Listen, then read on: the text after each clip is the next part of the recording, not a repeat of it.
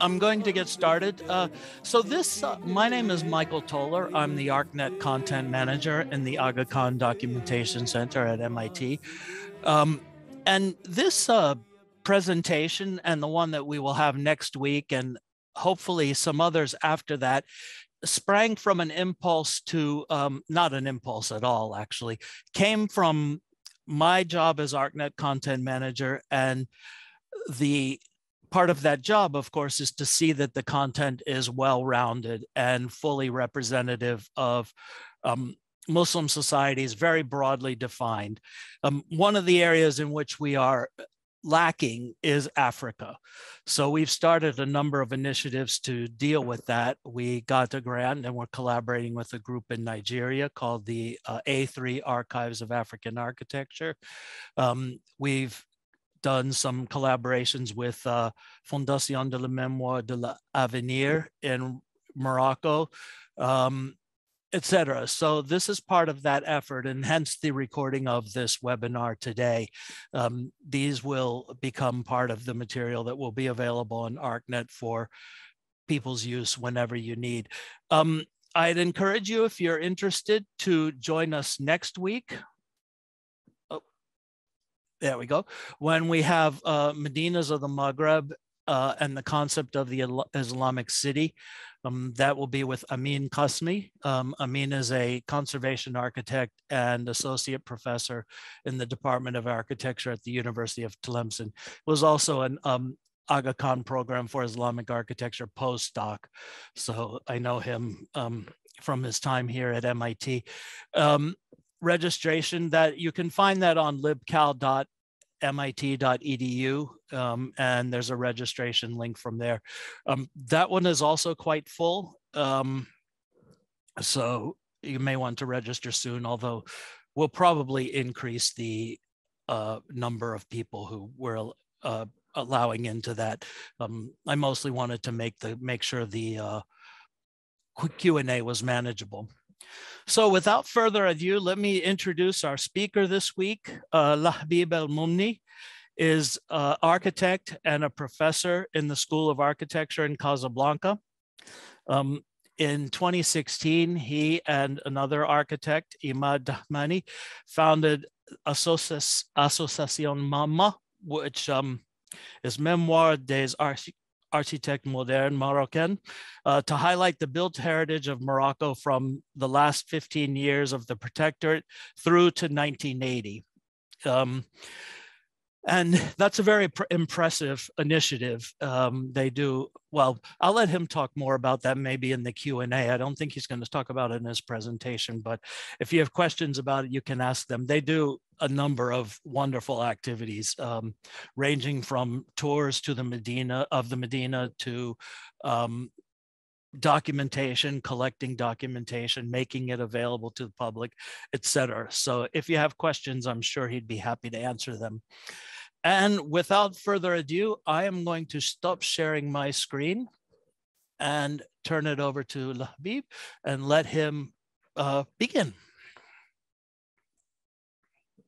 Well, thank you very much, Michael. I'm so happy. Thank you very much for having me. I'm so happy to be here with you guys, and I hope it will be a fruitful session in which we're gonna discuss a lot of stuff. And I really hope also to get something new in the audience, let's say. Okay, I'm not very good into introductions, so I will directly go in to share my screen, and then maybe we talk about it. Of course, we can talk about Mama. We can talk about Mama afterward the presentation maybe, or in the Q&A session. Okay, so let's start it. I mean, the first thing, to be honest, is that when we talked about doing something on this presentation and talk about Morocco, it was very clear and very, let's say, direct for me to have this title, which is Building the Independent Nation. It was quite easy to find the title, but it was quite hard to ask the real questions. What made Morocco special in Africa in that period of time?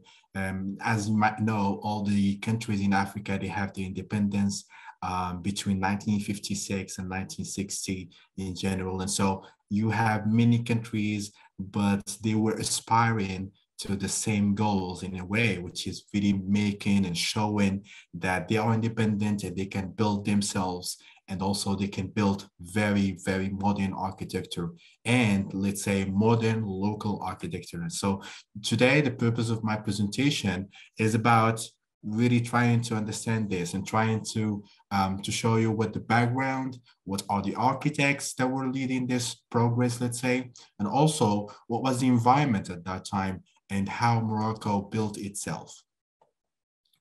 So we cannot talk about modernism, we cannot talk about this period of time without talking about the origin of it all.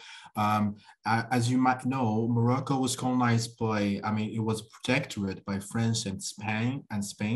And so basically here you can see the photo of Casablanca, aerial photo back in 1916. And here, what is interesting is that you can see this big, massive mass of the Medina, and then you see the city. I mean, it's an empty land, and then we come into it and we want to build something modern, something big. And this was the idea, actually, not just in Casablanca as an economic hub, but also in many cities. Here you can see a picture of postal card showing Casablanca and saying this is the town. And you can see buildings growing, buildings just popping out, let's say, from the soil, and buildings in different shapes and forms. Here is a photo of Marrakesh. As you might know, Marrakesh, this green city, this city of many things that is really interesting, which is much more the landscape of this city. And here you can see a picture of a a lot of buildings in front page of that postal card. That's showing that modernity is here, and that's showing also that we want to construct and want to build many buildings in different styles. Fez, of course, a medieval city and one of the most old city in Morocco, also had its part of the progress, let's say, which is really building new city, La Nouvelle Ville, ou la Ville Nouvelle, which is really interesting here to see that Casablanca is kind of flat, and then the city is completely empty and then we want to construct. But here in those cities, in these two examples, I mean, it has a lot of history already, but we come into a new layer and trying to build something new.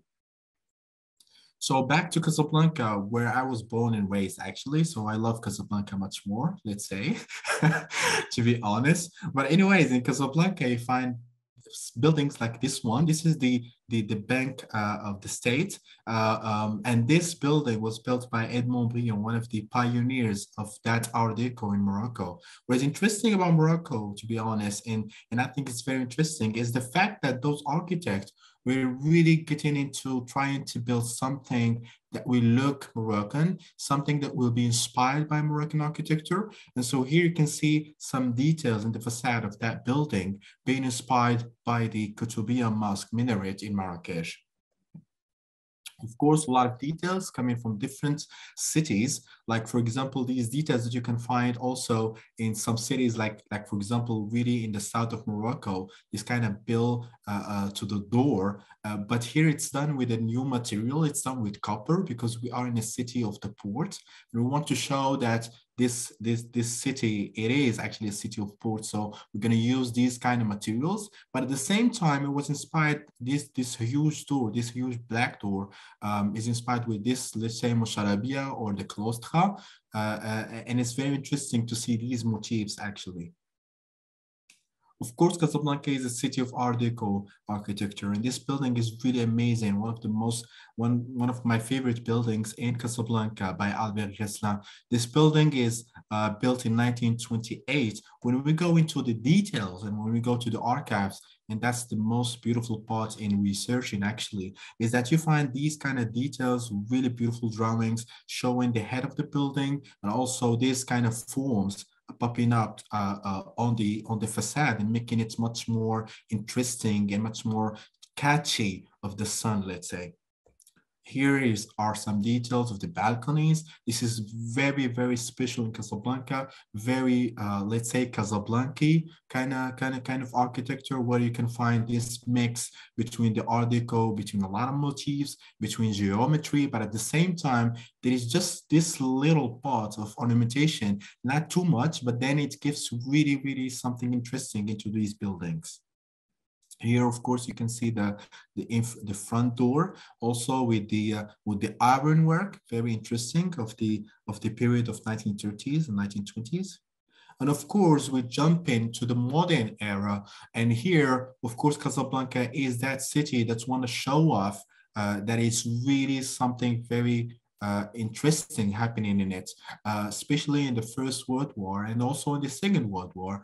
And after that, it's popping up this huge building. This is the biggest, the highest building in Africa when it was built, Immeuble Liberté. And it's very interesting to see also the publicity that's coming to it as well. I mean, in your left here, you can see l'immeuble Liberté, l'immeuble de grande classe, with panoramic, appartement panoramique et bureau libre. So we are showing here that this is the new way of living, having apartments that has panoramic view and also having also offices that are big and so on. So it's kind of give you this impression that there was this kind of wanted to live in a different way than we live in the rest of the world. It is very interesting and very Casablanca in a way. And of course, at your right, you find this poster showing that the building was built in a very solid way,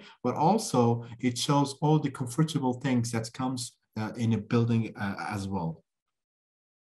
Now I go to a really very important, let's say, trajectory in modern Morocco, which is actually the Siam. Of course, Siam was represented in Morocco by the urbanist Michel Ecochard and his team in 1950, that was formed in 1951. And so in Aix-en-Provence already in 1953, here you can find what the posters are about. They are about a Moroccan country. They're about actually a city, Casablanca, as a city that is going and growing. But also when it grows, it made a lot of slums. It made a lot of people just come into it to work and they didn't find where to live, and it just started building what we call slum. So here are the propositions of the group saying this is how we are actually building in Casablanca. Here is a comparison between what actually we found in Casablanca, we found in Morocco, which is this kind of Medina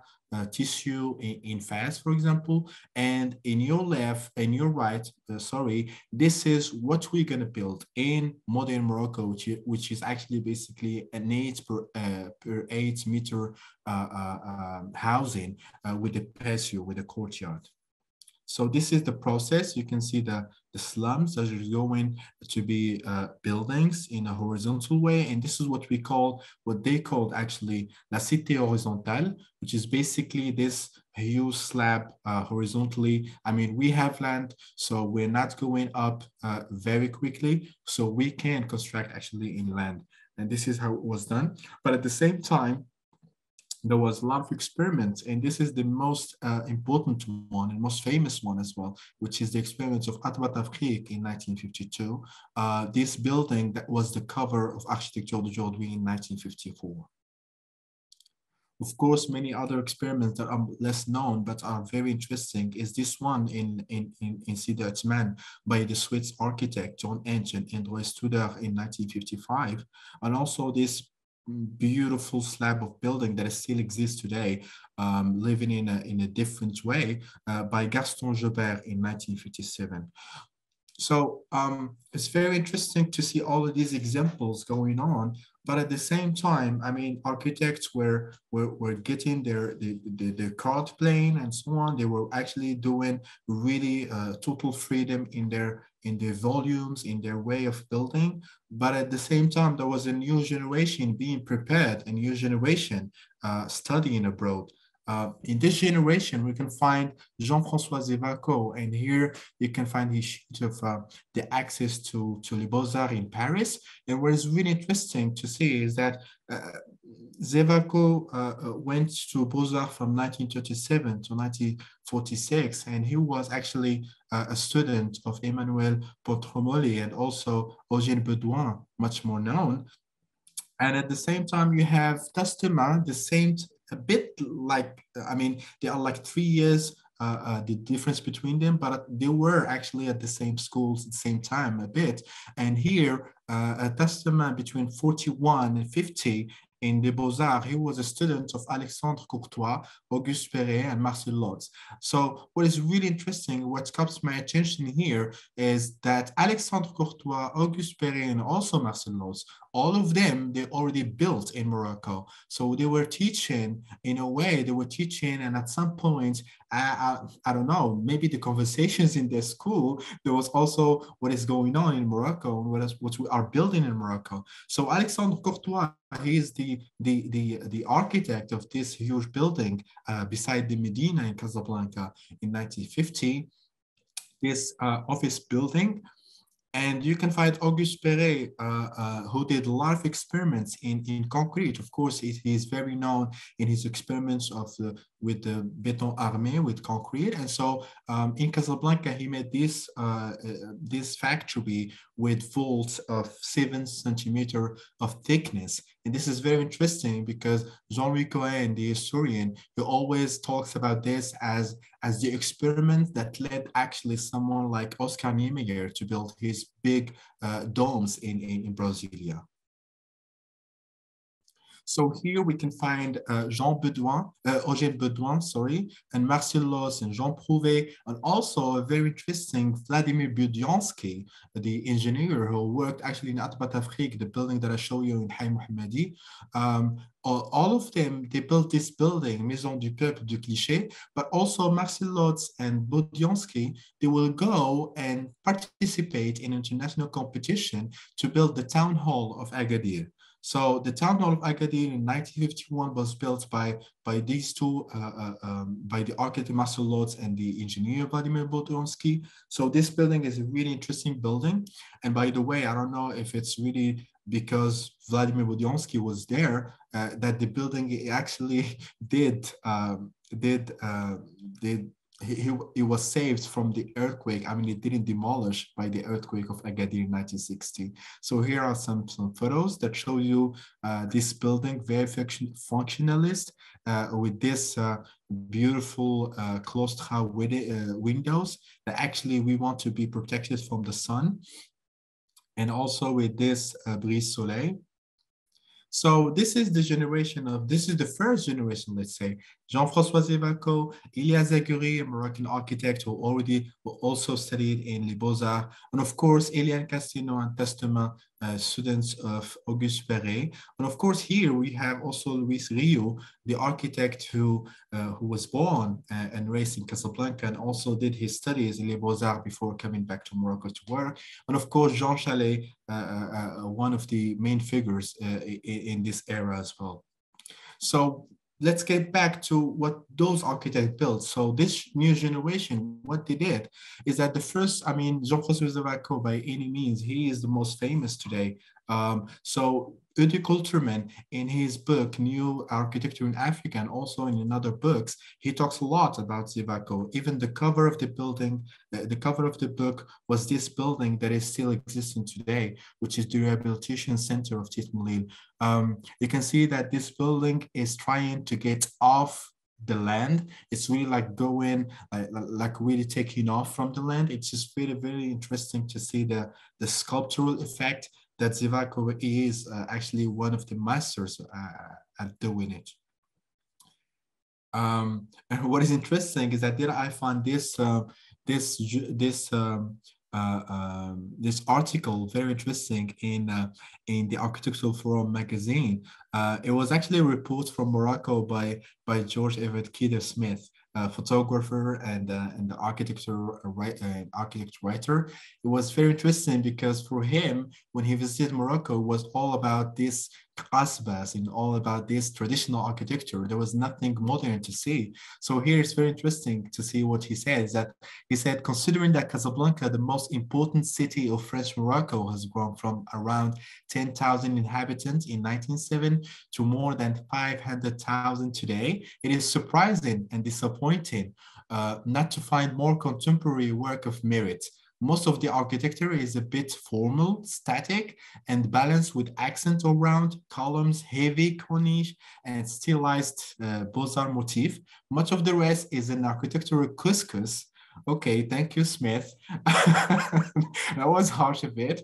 Anyways, he refers to all the architecture as a couscous, being Moroccan equivalent of Gaulish or Irish too. However, the young architectural firm of Zivaco and Messina is doing some interesting thought at time flamboyant work.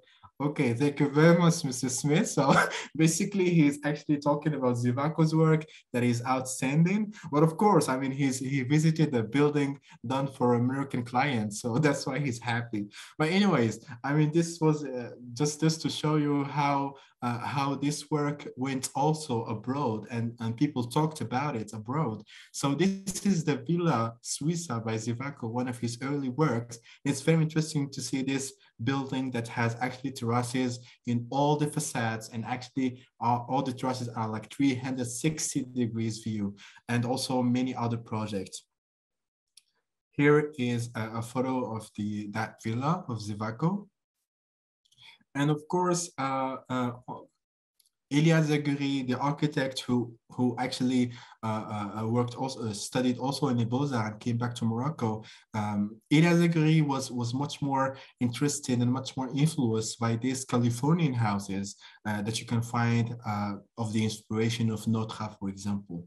So here is like Schumann House in Casablanca, one of his early projects, and only 10 years after that, he will completely change his way of doing architecture to be more and more expressive and more plastic in a way. So here's like a brutalist villa and studio that he designed himself in 1962. And it's very interesting to see how concrete completely changed the way the cities will look in these days. I mean, in the 1960s and 1970s in Morocco, not just in Casablanca.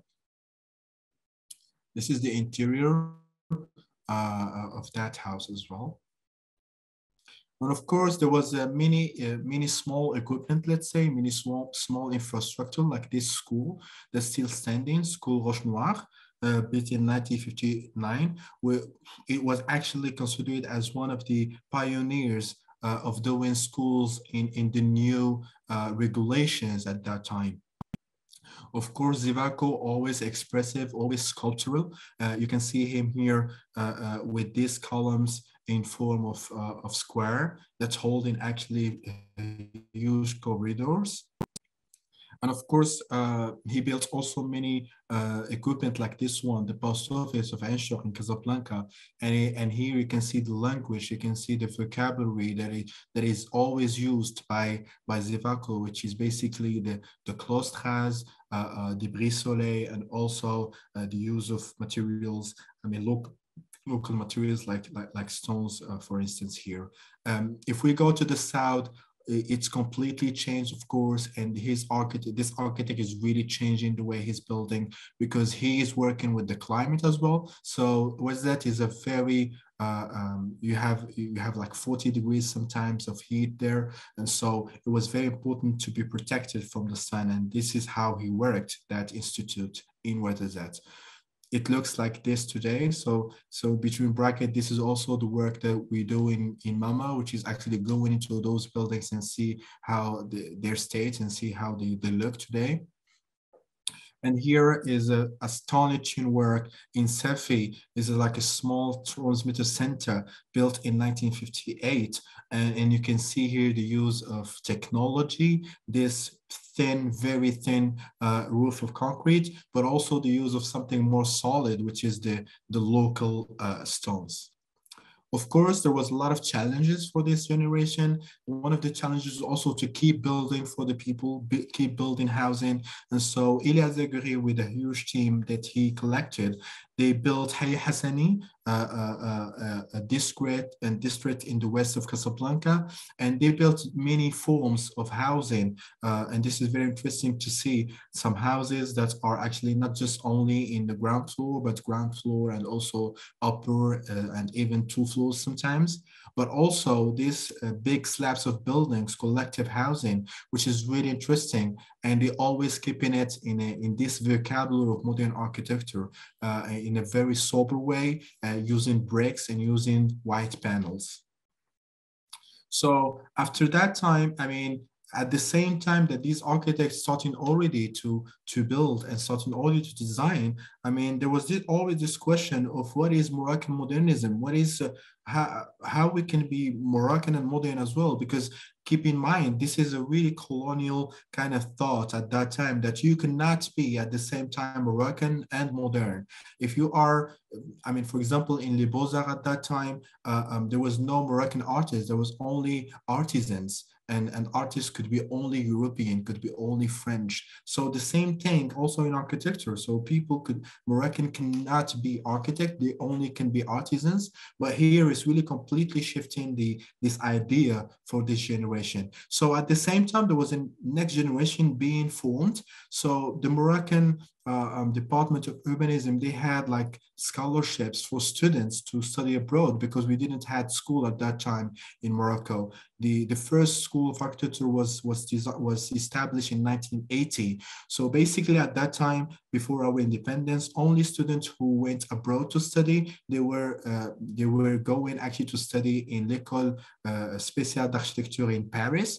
And it was actually a scholarship that was given to them. So the first one is Abdeslam Farawi. So here in 1956, he graduated in 1956, the date of the independence of Morocco. This is very important because we starting having architects, Moroccan architects, to come and work in Morocco. And of course, what is interesting is that at the same time, a friend of his who was actually the same class, his name is Patrice de Mazières, and this guy, his father and also his grandfather, they already worked in Morocco, and actually they are very famous in Morocco, like Adrien Laforgue, who built actually the train station in Rabat and also the post office of both Rabat and Casablanca. So basically, both of them in 1960, they will collaborate and they will start their own office, and there will be this huge and very interesting collaboration between Farawi and de Mazières. Of course, by the years, a lot more of architects came in. And so here in 1961, we have Murad bin Barak, who graduated, and we'll have also Sharai and other architects all the way until 70. And so every time Moroccan architects, Moroccan students, like 2 or 3 students went to study abroad, and they come back afterwards. So this is the collection of some architects. This is not everyone, but let's say that we're about 15 to 20 architects building a huge part of Morocco, like let's say building Morocco. And so there was very few architects, but many things to build.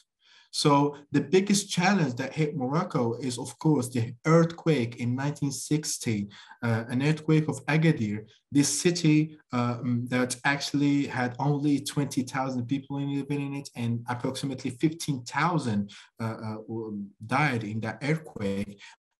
And approximately 80% of this city was completely ravaged and completely demolished. So the state of Morocco, for the first time, it will be having this big challenge of rebuilding itself a new city. And so, of course, when the news came in, who comes to Morocco, of course, Le Corbusier is coming to show his services. Of course, he loves a lot empty lands to build things new. And so he came in, but he was refused actually for his, I don't think it went good with the Hassan Sigand at that time. So anyway, so Morocco carried actually on building himself the city, and Pierre Mas, the urbanist, was actually in charge of building a team with also Murad Mubarak, if you remember him, the second Moroccan architect who went to Ecole Special. And so he's only 28 years old, and he is actually taking in charge also the construction of of Agadir.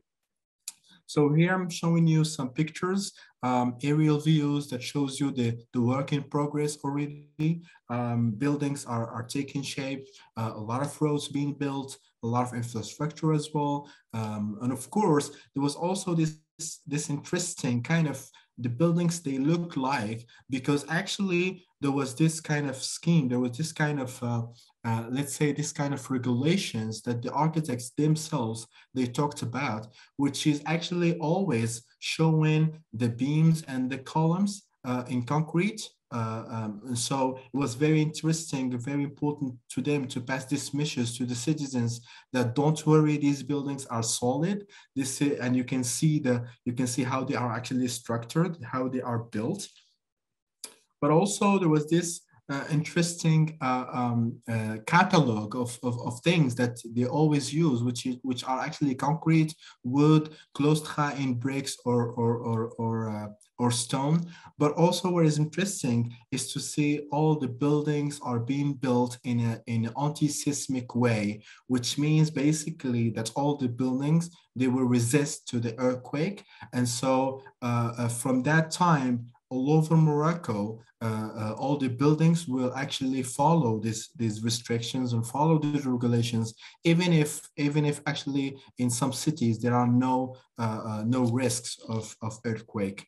Here is very interesting building of Immeuble D and Immeuble O as well. Here is Immeuble A, by Henri Tatema and Louis Rio. So here you will see the names coming back and forward every time, the same names coming in the picture. And of course, what is interesting is that this time of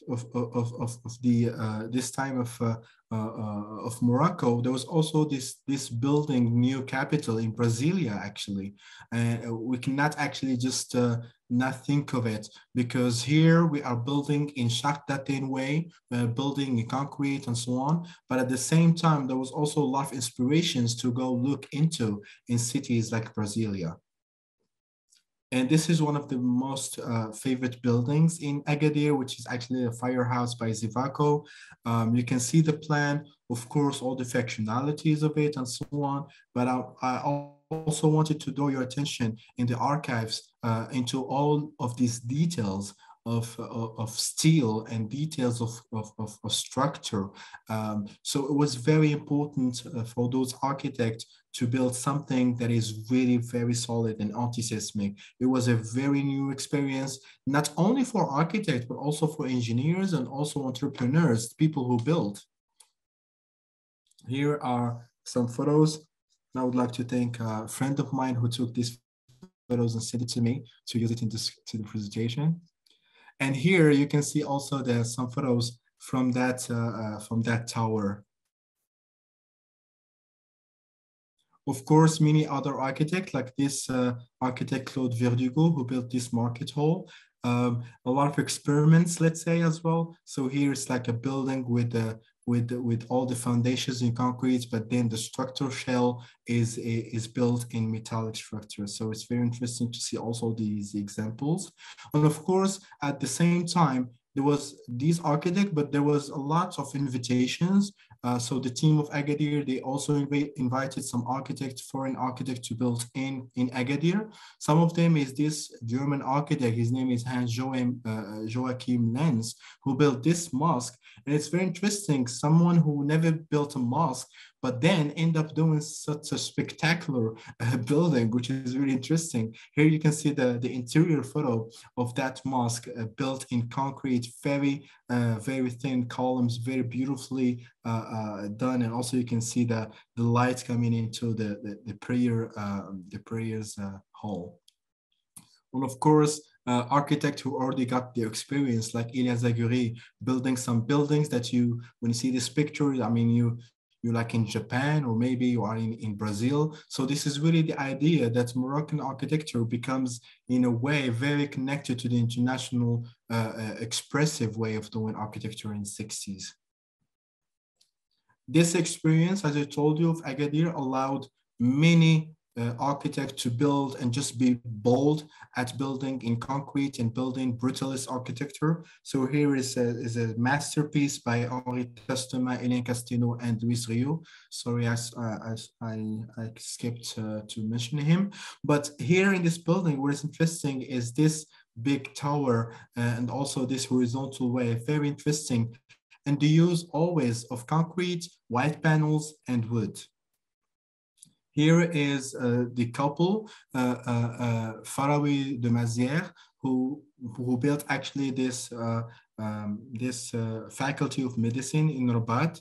Very interesting building as well, very a massive building, but it shows you here many details of interior as well. And this search of the identity of using materials that belong to the Moroccan culture, like the zlige, for example, ceramic, and also motifs that comes from the traditional motifs in Morocco.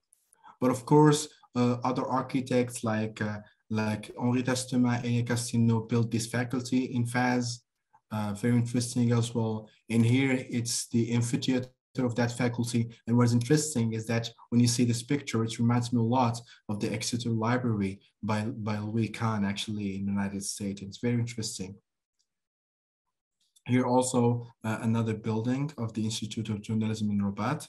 So Rabat becomes, in a way, also a capital of brutalism in Morocco, because a lot of administrative buildings were built at the same time and built also with the same criteria as in Agadir.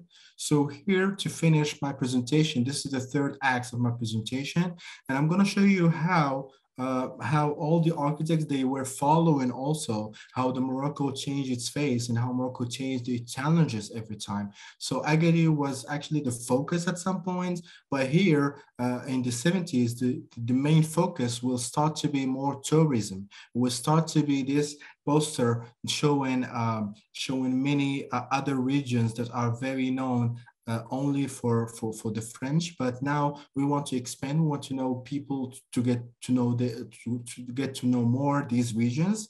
So here, the Office National Marocain de Tourisme, the National Office of Tourism, they will call a lot of architects to start building new hotels in very far areas from big cities, from Fez and Meknes and Casablanca and Rabat and so on. So let's go much more into the south. Let's go to cities like this one, for example, like Taliwin or like Bou Melindades, I mean, in the south of Morocco. Here is a map of the buildings by Faraoui de Mazières, and you can see in red the amount of buildings, the amount of tourism they built in different cities in Morocco. Here you can see one of their main works, which is actually the Hotel Dades, built from 1970 to 71. And it's completely interesting to see how the shape of the building reminds us a lot from the Atlas Mountains, and also from Qasr ibn Haddu, and all this beautiful architecture of the south. And actually all the details, even though when you go closer to the building, it reminds you of these pillars of cubic buildings built with earth, and the texture here is authentic, and also the forms are also inspired by this. And this is very interesting to show you this question that modern Moroccan could also be this, actually, the fact that we are using local materials and using also local techniques. In the interior as well, we're going to keep it very sober and very simple. And here you can see the works of some of the artists as well that collaborated with the architects. This is Hotel Taliwin, only 20 kilometers from the first one. And it's very interesting to see the connection between the hotel and the landscape. Very interesting kind of typologies. We are talking here in 1970. So those architects, they already built dozens of buildings. They already built more than 100 buildings all over Morocco. So they have the expertise, they have all the tools to build something very local and very modern at the same time. And here are some pictures of the interior as well, with the closed with the carpet. Many artists worked actually in this building as well. And I will end my presentation with this beautiful photo of the same hotel. And you can see that in this picture. Actually, what reminds me, it's really like this resume of what is actually modern Moroccan architecture.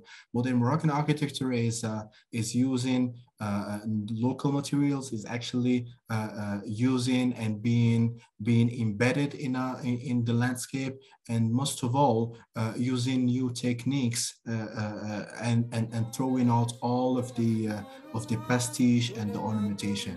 This is modern Moroccan architecture. Thank you very much.